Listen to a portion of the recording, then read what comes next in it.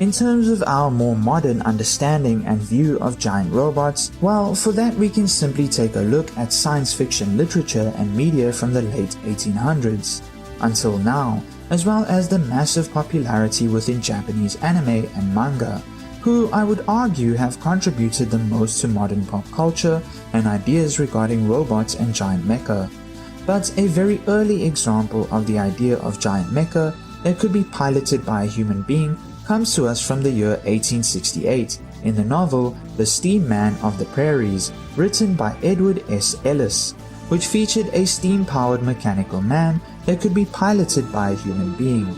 Another really good example worth mentioning is the 1897 science fiction novel by H.G. Wells called War of the Worlds, wherein the aliens, or rather Martians invading colonial Britain at the time, piloted giant tripod-like robots with which they proceeded to basically wreck the f*** out of humanity, until they later just died of the flu. No, seriously, that's in the actual book as well. Oh really? That sucks. In Japan, one of the earliest examples of a giant mecha robot would appear in the Kamishibai or street theater story called Ogon Bat in 1931. This mecha is referred to as Dai Ningen Tanku.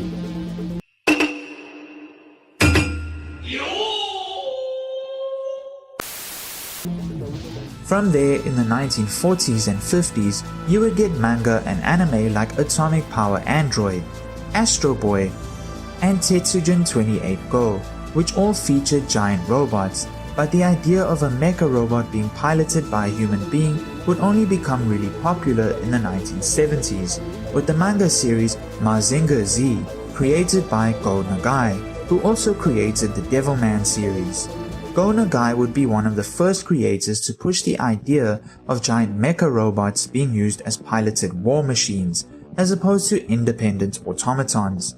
And once this idea caught on in Japan and later grew in popularity in the rest of the world, the rest, as they would say, became history, with later shows like Gundam and Macross capitalizing off the idea and even attempts at deconstructing the genre with the ever so popular anime series Neon Genesis Evangelion, which was released in the mid-90s. So now that I have attempted to give you a brief history on the origins of the concept of giant mecha robots, let's finally get around to answering that question. How come we as the human species, with all our advanced tech, have not attempted to build one of these things for real?